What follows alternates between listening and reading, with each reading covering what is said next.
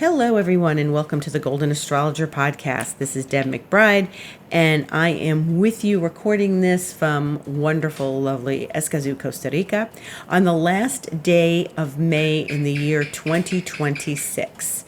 The geckos are out and talking. It is May 31st, 2026, on a Sunday, and we have lots to discuss. So the first thing I want to talk about is my program Resplendent Becoming, which I am planning on starting June 10th.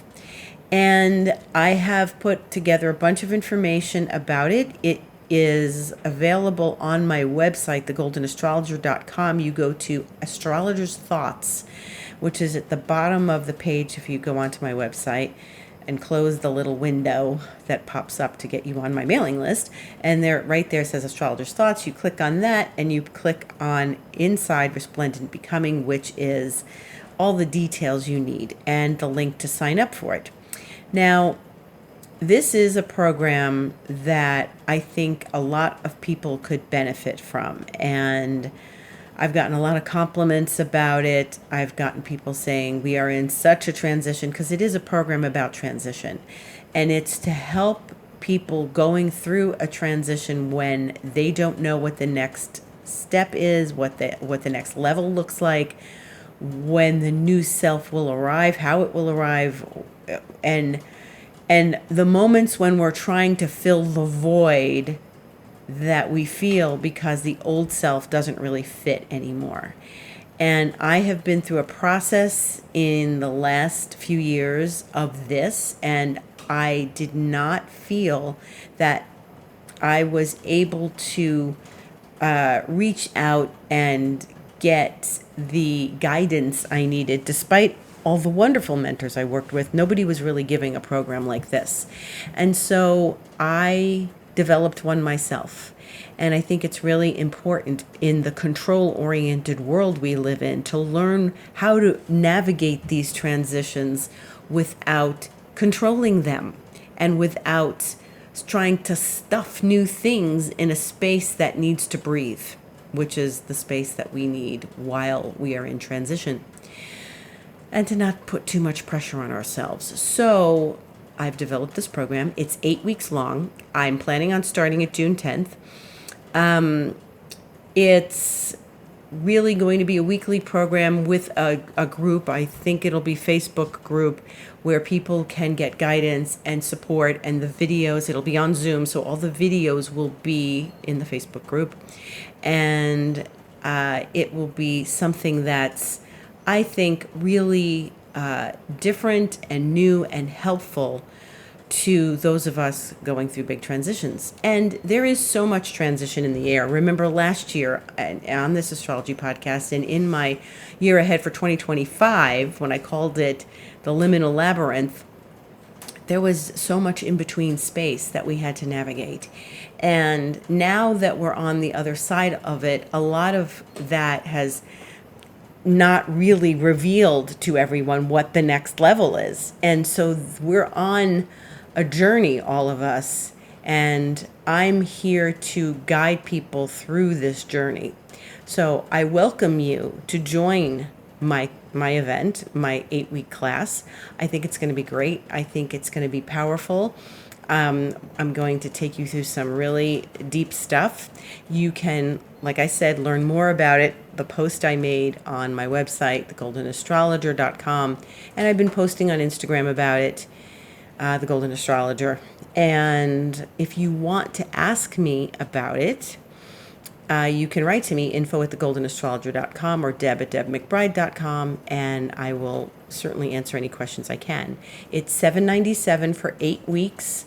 You will have me to guide you. You can ask me questions. It's going to be a small group. It's not going to be hundreds of people or even dozens of people. And so you'll have me and my guidance right there for you, whether it's in the room, when you want to ask me a question outside of the room, in the group.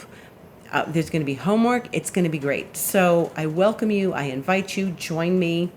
And if you have any questions, you know where to write to me, and you can DM me at Instagram, or you can just join from the link on my website at Astrologer's Thoughts. And now we are going to go into this week ahead. We are now going into the first week of June. Tomorrow is June 1st. And what we have just experienced in the wee hours of today and really feeling it these last few days is this full moon, the moon in Sagittarius opposite the sun in Gemini. Now, you know from me, listening to me, if you've been listening a while, that the full moon happens in two opposite signs. And it occurs when, every month we go through a different sign from sort of the middle of one month to the middle of another month. And now we have Gemini. We're in Gemini season. And so when the moon goes into the opposite sign of Sagittarius, that's when the full moon occurs. It's not always the same day. So it's meaning like last year when there was a full moon in Sagittarius, it was not at 9 degrees of Sagittarius. And it was, this year, it was at 9 degrees Sagittarius, which is opposite the sun at 9 degrees Gemini. I felt this a lot, but I have the moon in Gemini and the sun landed right on my moon, and it's in a configuration for me where the full moon landed in the empty space of my T-square. So it's been really powerful for me, and a lot has happened in these last days, and including insomnia. It's one thing if it's a full moon and you've got insomnia. It's another thing entirely if it's a full moon in a prominent place in your astrological chart, and that really provokes insomnia. So, full moons don't always do that. For sure, it's something that, I have to keep my eye on, being an astrologer. And so, yeah, it was too much energy for me. So that's where we are. We've had a full moon. It was pretty intense. The sun passed Uranus when it first went into Gemini days ago, but that lingering effect is kind of still there. So, the other thing is that after it opposed the moon, then later this morning, like about 5 hours later, it trined Saturn. And so it made a relationship to Saturn that was smooth. So it kind of smoothed things over in a very practical way, perhaps because it was trining Saturn. And then tomorrow, the 1st of June, Mercury is going into Cancer. And that is a very nice place for Mercury to be. He's going to leave his own sign of Gemini, so he's not really happy about that. But it's a pleasant place for him to be in Cancer. It's very sweet. He may not be as verbal in his expression because it's an emotional place. It gives us the opportunity to be more emotional and tune into our emotions, listen to them. Okay, that's what Mercury wants us to do, listen to them, to be in the place with the emotions. And, it's not that he's unhappy in Cancer. It's warm, it's cozy, it's comfortable, it's inviting, it's hospitable. It's just not Gemini, which is what he rules. So I think it's fine. And he's going to move along and, eventually meet Venus and Jupiter, and those are going to be good things. But this week, he will then square Neptune. So anything that goes into a cardinal sign, such as Cancer, is going to immediately square Neptune and then eventually get around to squaring Saturn, because they're in the early stages of Aries, which is a cardinal sign. So when Mercury gets to Neptune on Wednesday this week at 8:18 p.m. Eastern Time and squares Neptune, he's going to give us opportunities for intuition, for a poetic sense of life, for an experience of, maybe a little bit of synchronicity, insight, kindness, and maybe compassion and empathy for others, okay?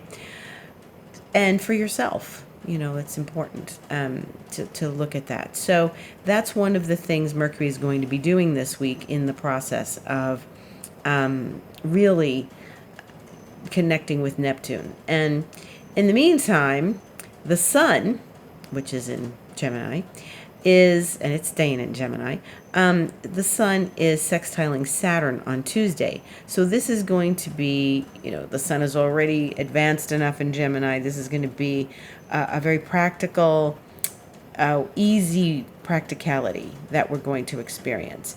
And that's good, that's good. Maybe Saturn will slow down the sun a little bit because the sun's in Gemini and it's all jazzed from this full moon and it's jazzed from trining Pluto and all this, jazzy energy in Gemini. And Saturn's like, hey, let's get grounded here. Let's keep our feet on the ground. Let's be practical. Let's work. And let's just sort of stay focused, because Gemini likes to be in 5 places at once. It's got its hands in all sorts of things. It's the original multitasker before multitasking was a thing. And so really, once Mercury slips out of Gemini tomorrow and goes into the sign of Cancer at 7:56 a.m. Eastern Time, the Sun and Uranus are going to be the only planets in Gemini. And that went very quickly because Venus left and then Mercury's now leaving. And Mercury blew through Gemini very quickly, So now we're just left with the Sun there. And so this is good. This is, a little calmer, I think. Things are going to be more sensitive, a little more water in the sky, because we haven't had a lot of water, with the exception of Jupiter in Cancer, where it's been for almost a year. But that's really been the only steady planet in water consistently, because Neptune and Saturn were going in and out of Pisces into Aries. So, and now when Mercury steps into Cancer tomorrow, it's leaving its own sign, and it has been ruling the heavens these weeks because Mars left Aries. It's in Taurus, and really the only planet that's been ruling the heavens is Mercury. And it's a single disposition. Mercury is the singleton there, ruling Gemini and ruling the heavens. Now things are going to change. Now we're having a whole other dynamic. And really, there's this, as I speak with the moon in Sagittarius, there's this dynamic between Jupiter and the moon. It's a mutual reception where the moon is in Sagittarius and Jupiter is in Cancer. So they're in each other's signs. And that's a lighter energy. It's not a dark energy. It's a little more frivolous, moon and Sag. And I may step back to last week. Remember, I said Thursday was going to be a bit of a day because of the Venus square Saturn, and then that moon in Scorpio that was going to trigger Mars and Pluto squaring each other. And it was a bit of a day Thursday. Some very heavy things happened Thursday in my world anyway. And it was very heavy Thursday. And when the moon left Scorpio and went into Sagittarius, I felt a difference for sure, even though it wasn't full yet, and full was still a little complicated for me in my chart. But it definitely made a shade of difference when the moon left that interesting arrangement with Pluto and Mars and moved on into Sag, which is more compatible with where Pluto was, at least. But Moon and Jupiter in this experience of mutual reception does lift the energy a bit and make it a little lighter. So despite my exhaustion from the insomnia, I definitely feel that there is something lighter in the air and in the energy right now. So that's a good thing. Then the moon goes into Capricorn tomorrow at 9:19 p.m. And so the moon is going to be void up until that point in Sagittarius. And that's 9:19 p.m. Eastern Time, which is 7:19 my time. And so it'll be void for most of tomorrow. So you're starting the week with a void moon. That's okay. We are going to go into the very busy moon of Capricorn, and that's where the moon will stay all day Tuesday, and then Wednesday, and then eventually go void very late Wednesday night Eastern Time, 11:04 p.m., when it opposes Jupiter from Capricorn to Cancer. And then on Thursday, the 4th, the moon is going to go into Aquarius at 9:46 a.m. and while it's going to make a very nice relationship to Uranus at 2:19 p.m., a nice trine because everybody's in air signs, the moon is going to get into a bit of a thing again with Pluto and Mars. Now, the reason for this is, okay, once the moon left Scorpio a couple days ago, and well, yesterday really, and left Scorpio, then it hits Sag, then it hits Capricorn, then it goes into Aquarius, which is another fixed sign. So instead of squaring all of that from being in Scorpio, the moon is going to go into Aquarius and now be conjuncting Pluto and squaring Mars. So it's still before it was opposing Mars. So now it's still going to get into that with them. And while they are not that close together as they were the other day, and remember, this was now, like, by the time we get to Thursday of this week, it'll be a week and a half since those two made their relationship in that square. But what's happening is the moon is now, like every 4 signs, it's coming back to the same modality. So it was in a fixed sign, Thursday, and about another week later, it goes back into another fixed sign. Since Mars and Pluto are operating a little slowly, that moon is going to go right in and punch them again. So this is now not just a Thursday thing. This goes from Thursday into Friday. So it's going to make the conjunction to Pluto at 8:22 p.m. Eastern Time on Thursday the 4th. And then it's going to square Mars at noon, 12 p.m. Eastern Time, on Friday the 5th. So there's this sort of dynamic that happens where it's leaving the conjunction with Pluto, but not yet reached the square with Mars, and it's getting in there and getting juicy between the two of them, going through Aquarius and sort of reconnecting them again. And it's not that many hours later. It's more than 12 hours later, but it's not like 3 days later. So I expect that there's going to be some flavor of what we just experienced on Thursday again. Okay, so there was last weekend, or like the beginning of last week, which was Monday, and it was that Mars-Pluto thing, and then we're going to squeeze on in to have Moon on Pluto, and then square Mars the next day. So once we get through this, and then we get to next week, the Moon will then again go into another fixed sign, which will be Taurus.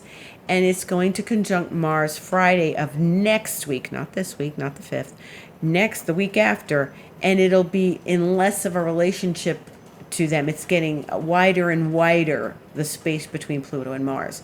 But it's still kind of triggering both of them while it's doing this. And see, it's making the conjunction to Pluto this week and making the conjunction to Mars next week. So it's still a little prickly with those two. There's sort of the ripple effect after the square of Mars and Pluto on Memorial Day in the U.S.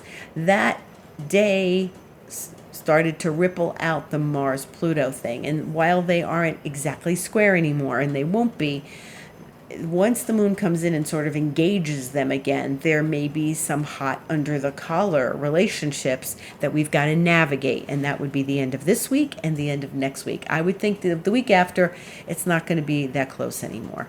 And so this is something you just want to pay attention to. And if you see between Thursday and Friday things are a little complicated, or you feel hot under the collar, or something is irritating you, just remember that this is still the ripple that's like from the stone being thrown in the water during the square of Mars and Pluto. And so this is something you want to just pay attention to, okay? And use the energy wisely. When we get to Thursday, the moon is going to trine Uranus, and that's very good. And then even when it's talking to Pluto, it's going to trine Uranus, which is still very good. See, before, it wasn't really getting the support of Uranus last week because it was in Scorpio, so it wasn't in the air realm connecting with Uranus in a positive way. So I think that's a supportive aspect. I think that's good. And so as we move forward through the week, we're getting closer and closer to the magnificent Venus-Jupiter conjunction. And this only happens once a year. And what's very special about this, and they're kind of, Venus is at 15 as I speak, and Jupiter's at 24, and they're both in Cancer. And what's happening, this will not be exact until the 9th of June. So that's a week from Tuesday. And so why I want to highlight this, first of all, is because this is very rare. They only happen once in a while, right? So it happens like once in a year. Venus comes to Jupiter and they meet. It's very nice. But this happened while Jupiter was in Cancer last year, exalted, and it's happening again while Jupiter is in Cancer because Venus is moving kind of fast right now because she's going to go retrograde later this year. So she's moving quickly, and she crossed over Jupiter last year when Jupiter went into Cancer, and now she's crossing over Jupiter again on the 9th of June, again while Jupiter's in Cancer. So this is really lovely and beneficial and a surprise, because normally what Venus will do is she'll move over Jupiter, and then by the time she gets back to Jupiter again, Jupiter's in a new sign because it's a year later. But because of the way things are going and that she's a little faster right now, she's touching Jupiter in its exaltation point again. This is completely lovely. This is beautiful. You know, these are the lesser and greater benefics, and they are coming together in a beautiful way where one of them is exalted. And Venus likes being in Cancer. You know, she likes it there. It's soft, it's generous, it's hospitable, it's cozy. Venus likes this. And so when she gets connected to Jupiter here, this is just a wonderful, wonderful relationship. And I have to say, you know, think about this these next days. Now, it's still a little far away, but by the time we get to, you know, Wednesday, Thursday, really, she's moving pretty quickly, and she's very close to Jupiter by the time we get to Thursday. So the benefit, even though the moon's going to be with Pluto and tickle Mars a little bit, Venus and Jupiter are going to be together, and I think that could be a nice mitigating experience. I feel like this is really supportive and positive, and it's great for reaching out to friends. It's great for celebrating something. It's great for connecting with loved ones. It's great for doing something really beautiful and lovely for a friend or a family member, you know, a mother, because it's Cancer. It's the sign of Cancer. And so we look forward to this every year, and it should be something really just special and warm and taking care, because it's the sign, the nurturing sign, the sign of the moon, right? And so when we get to that actual conjunction day, it's actually the day before, on the 8th, that the moon will be in Pisces, and it's going to connect with that Venus-Jupiter that'll already be really conjunct with each other. And they're, you know, within an hour and a half, that Monday, a week from tomorrow, they will be talking to the moon very sweetly. That's beautiful. That is a beautiful, beautiful aspect. The moon in Pisces, trining both Jupiter and Venus simultaneously. This is very rare, and it's special, and it's sweet. So now I suggest you do something about it. Maybe there's a friend you want to reach out to and you haven't talked to them in a long time. Maybe there's someone you want to invite over. Maybe you want to take a vacation. Maybe you want to do something special for a family member. It is Cancerian energy after all. And maybe you want to decorate your home. Maybe you want to do something sweet for yourself. And I highly recommend taking this aspect and doing something with it. Don't do nothing. Do something. Do something sweet. Do something special. Do something generous. Do something outreaching, social. It's a very social aspect. Don't overindulge. Don't overeat. Don't go out and buy all sorts of sugar and eat all of it. Don't do that, okay? Don't use it that way. It's a waste of the energy. Yes, this can be overindulgence, but if you use it wisely and supportively, you know, you can really benefit from this energy. And they're getting very close together. So they're very juicy right now in that sign of Cancer. And maybe you need some support right now and you want to reach out to somebody like one of your friends and say, hey, I need a friend right now. Can we talk? Or can we just spend some time together? Can we get a warm meal, a lovely meal together by the beach, by the ocean? Can we go by the river? It's water. And just enjoy it, okay? And as we start to move through this week and toward the end, it's going to get really very lovely. The moon is going to go into Pisces next Saturday, the 6th, and that's, then we're going to have a good amount of water energy happening. Those two planets are at the end of Cancer because, Jupiter's changing signs on June 30th. So we've got one more month of Jupiter in Cancer in this exaltation, and then he goes into feisty Leo, and more on that as we get closer. But right now I want you to focus on this exalted planet receiving Venus. And, I remember back in 2015, and I've talked about this before, there was one night when I was in Brooklyn, and the Astronomers Association of New York, the Amateur Astronomers Association of New York, had a viewing at Lincoln Center. And I remember it was like July 2015. And Jupiter was in Leo, and Venus was retrograde going from Virgo to Leo. She only stepped into Virgo and stepped back into Leo again, and they were close together, and I could see both of them that night at the telescopes at Lincoln Center, and it was phenomenal. And Venus was close to the Earth then, and it was heavenly. It was like this big, bright, beaming light. And when Jupiter and Venus are together, they're telling us something magical. So, look, there's some magic coming, even though there's a little prickly with Moon, Mars, Pluto. Not as much as last week, but, a little bit sticky, maybe a little passionate, But I'm encouraging you to seek the magic, the intuition, the benefits, the presence, the joy. Please reach out and find the joy. Go out and experience the joy and the gratitude. So we're looking for joy, we're looking for magic, we're looking for gratitude, we're looking for camaraderie and family and warm, good times with each other. And so this is really benefiting us, and this doesn't happen very often. So please go enjoy this. Jupiter's not coming back to Cancer for 12 years. This is the end of the road for Jupiter in Cancer. It's exaltation. And what a wonderful way for Jupiter to go out by having this beautiful conversation with Venus, right? And to our benefit, both of them are in the night sky, and we will be able to see them. So between June 8th and 9th, you should go look in the sky at night, and hopefully it will be clear and visible, and Venus and Jupiter will be together. Make a wish on both of them. This is amazing. And the moon will probably be very bright, nearby, even though it's going to be becoming new. But it should be like a little sliver or so at that point. And it will be at its fourth quarter, right, at 17 Pisces. So around the 8th. This is incredible. So we don't get this very often. You got to go out and watch Jupiter and Venus. Venus could be a morning star right now, but fortunately, she's going to be out in the night sky with Jupiter.